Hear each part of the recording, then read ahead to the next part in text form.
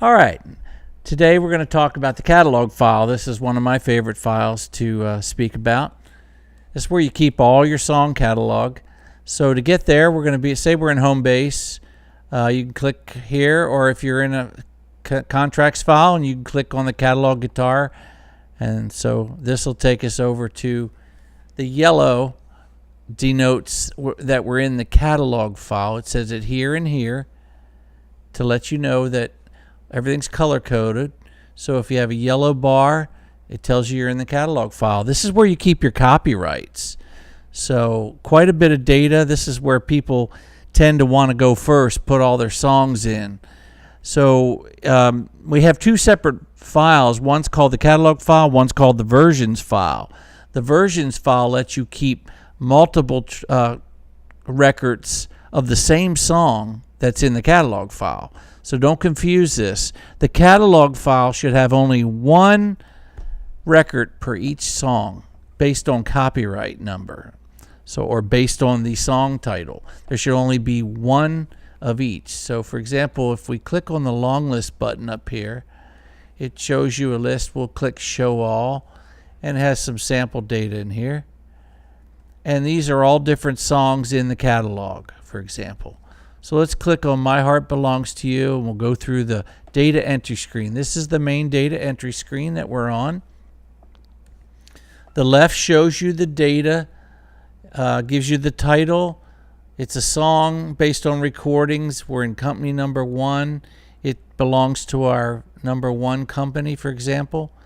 It automatically entered a catalog number when you entered it. Now this is different from your digital numbers, etc. There's a different place in the versions file to keep track of all that for each version of a song.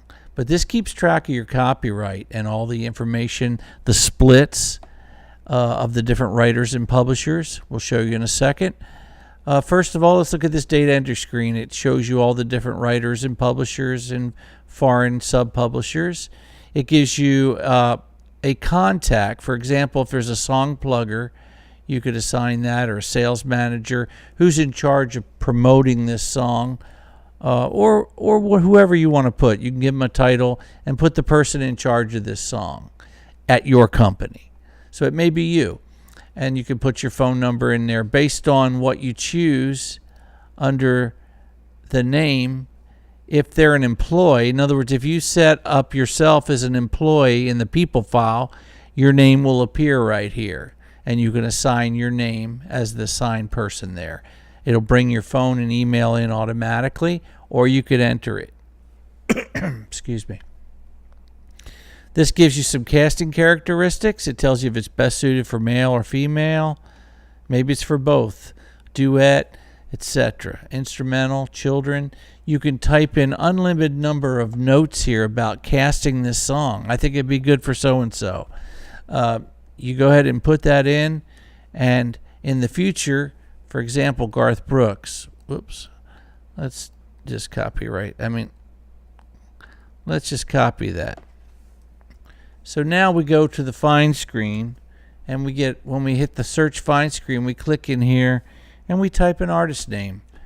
Just say Garth Brooks, we're looking for music. And when you hit enter, it'll bring up all the records that you had typed in Garth Brooks or any artist, etc. So it's really good to keep track of ideas. When you get creative ideas for this song, put them in here, because you can come back at any time after you've forgotten about this and locate this song based on that artist, etc., or type of artist.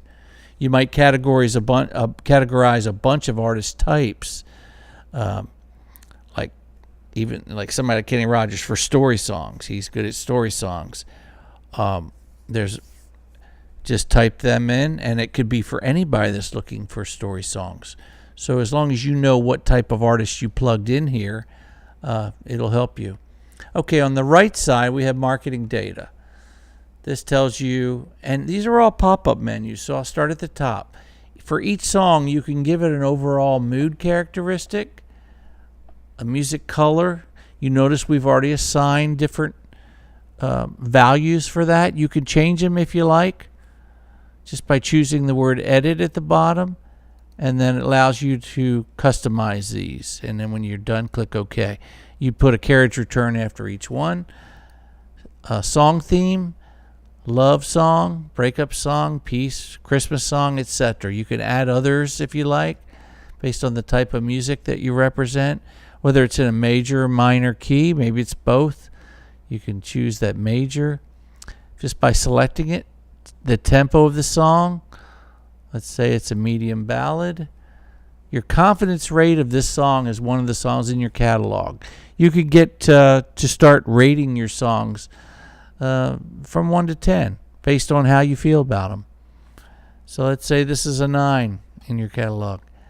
Then the next fields here are, these are 4 or 5 user fields that you can decide what to use. There's 4 of them listed here. And choose edit to set up the values. You select that and type in your values. And then click OK. Put a carriage return after each value. Then when you want to label this, you can choose edit here to name, just reuse this. Say we want to call it, I don't know, song type, song nationality, whatever is interesting to you. And when you click OK, that'll be one of the selections in there that you could just make it nationality, for example. Choose edit. Or maybe it's patriotic or something. But anyway, whatever word it is you want there, you click in there and now it's got both of them in there. So we want to take out the old one. There you go. Nationality. So it allows you to customize the label of this field. You can call it whatever you want this way very easily without customizing it in the layout mode, which you probably won't want to deal with. So anyway, choose edit again for all these and then customize. Think about these first before you mark them up, and then once you say I'd like these type of fields in here, and Song Tracker doesn't have that, after you've had a chance to go through and see what we do have and what we don't, because things are always changing. New digital things come up. You may want to use these fields for some new number that comes out, so you could just do so here. Title code, this is user 5. Okay, so there's 5 user fields that you can utilize. Okay, so these are user fields that you can specify whatever you want. Now, once you do it, it's for the entire file. So those values would be for that entire file. So you want to think about how you want to represent the songs with information that you may not have in here. This is a button that takes you to the song profile. Entry date, this is the original entry date of the song. Say it was back in 1992, or who entered it. The last modification date, that'll update constantly. Admin, I guess that's me. I updated it. Anytime you make a change, you'll be able to see who made it. If you're in a multi-user scenario where you have multiple users, you'll be able to see who made the change, which is helpful also. Now, license number, cost A. In other words, if you're licensing out a sync license, this is really good for, say, licensing cost A is a major movie. You could even call it movie broadcast. And maybe B is a TV. And C is for commercial. Whatever you want to rate them at.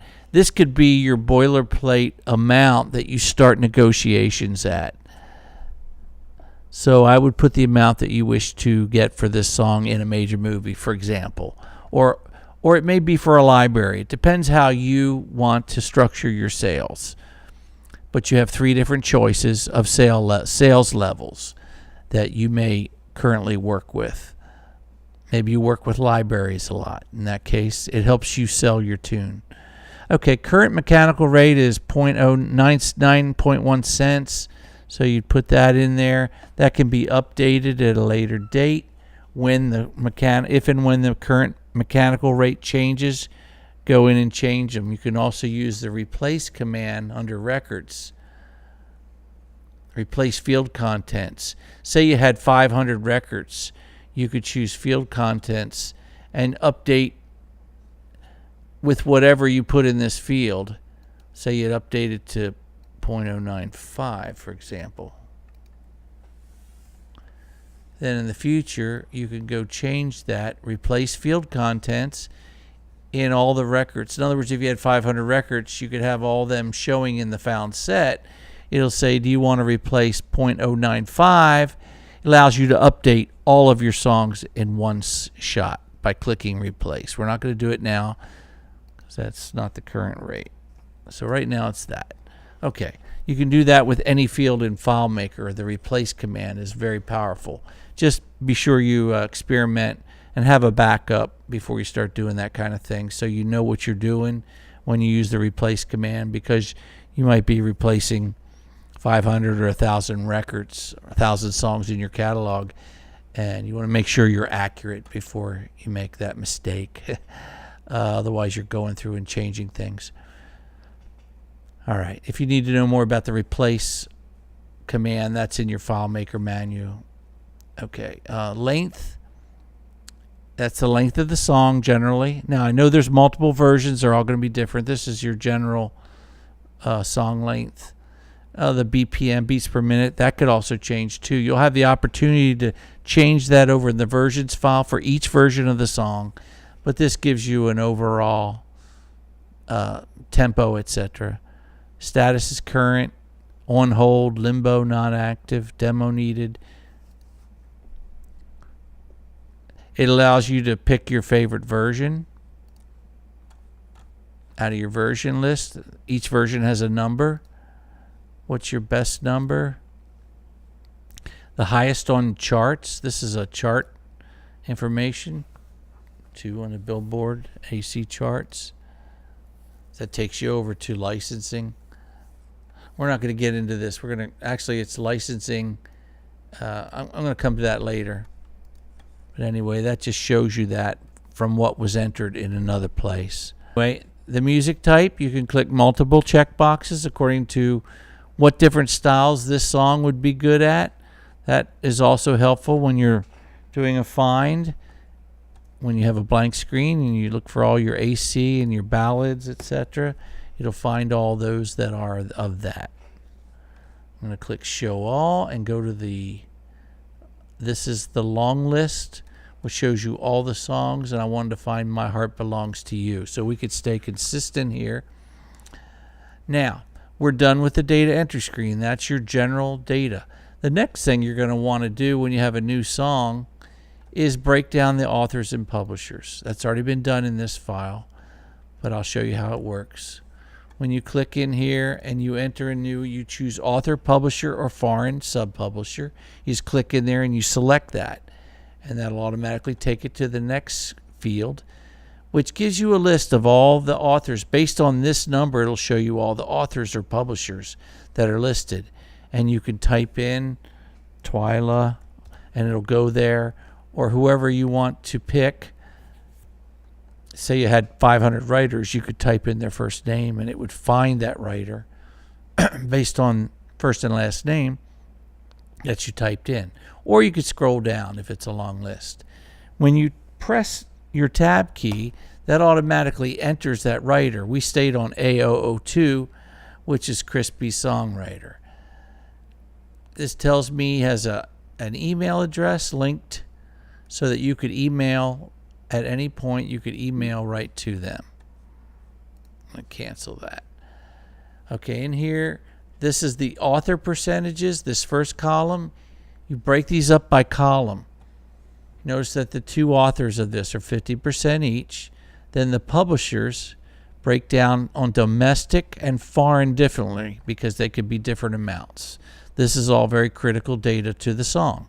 This will stay the same on all versions of the song in most cases. All right. So we've entered, they all should add up to 100. It'll tell you that here. Over here, we're doing foreign sub-publishers. We chose. So your deals that are in Europe or Asia, etc., you can set up here on what percentage.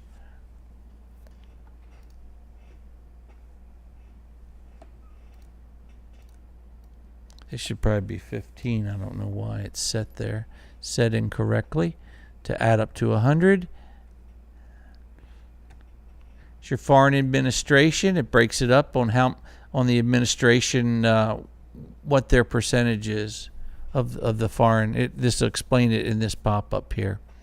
So read over that if you're doing a lot of foreign stuff. The territory worldwide. There's different all foreign or just worldwide, USA. You can have individual countries.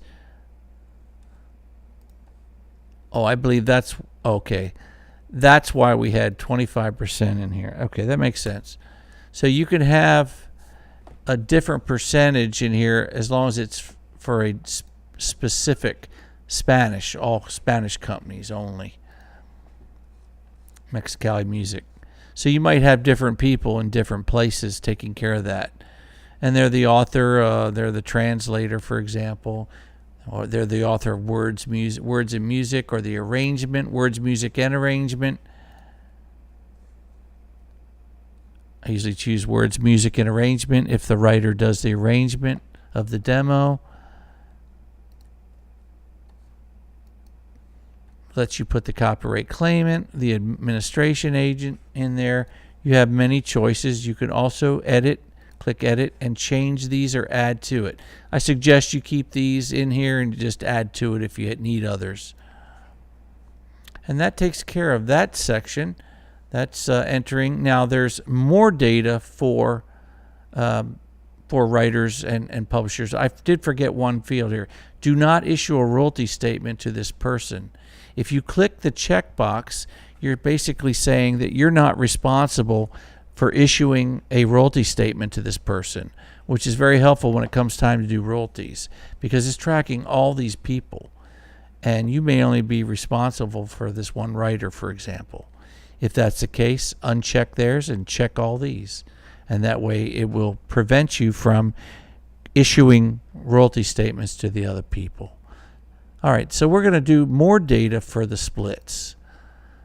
All right, this is where that data from the contract file comes in, depending on the writer that it was contracted. In other words, certain writers you might have the right to hold back a reserve for domestic or foreign royalties. Like this one is 20% for domestic, but none for 2 quarters. I mean, it doesn't need to be 2 quarters. It could be empty. For foreign. So this tracks that data according to each person that gets a split.